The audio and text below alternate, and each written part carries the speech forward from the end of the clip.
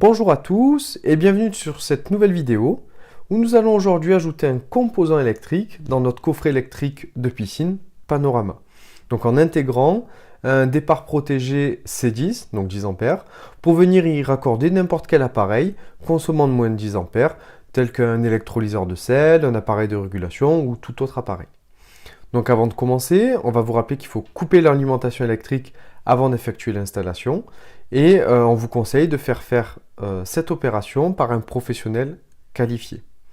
Donc on a laissé la place dans notre coffret pour y installer notre disjoncteur C10 qui a une taille standard d'un module et qui vient se clipser sur un Raijin standard.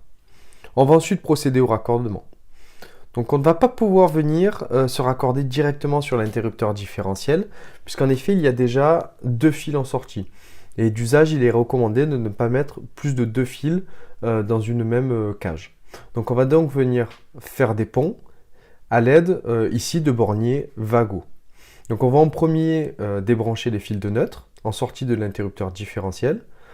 On va laisser un des fils dedans, en réserver le second et ajouter un nouveau fil dans cette sortie de l'interrupteur différentiel, fil au bout duquel on va rajouter un bornier Vago 3 points permettant de récupérer une sortie supplémentaire.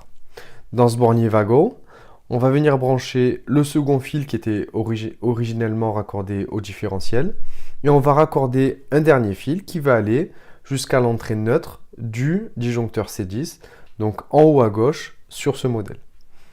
Une fois cette opération effectuée, on va venir faire la même chose avec la phase, à savoir débrancher les fils en sortie de l'interrupteur différentiel, en laisser un dans la cage et en réserver un second, et rajouter un fil dans la cage de l'interrupteur, au bout duquel on va retrouver un bornier Vago 3 points. Dans ce Vago, on remet le fil de phase qu'on a réservé précédemment, et on va ajouter un dernier fil entre le Vago et l'entrée phase du disjoncteur C10. Une fois ces opérations terminées, on va venir vérifier la tension électrique dans le disjoncteur avant d'y brancher un appareil. Donc pour ça, on remet le coffret sous tension et on vient s'équiper d'un multimètre en mode voltmètre alternatif.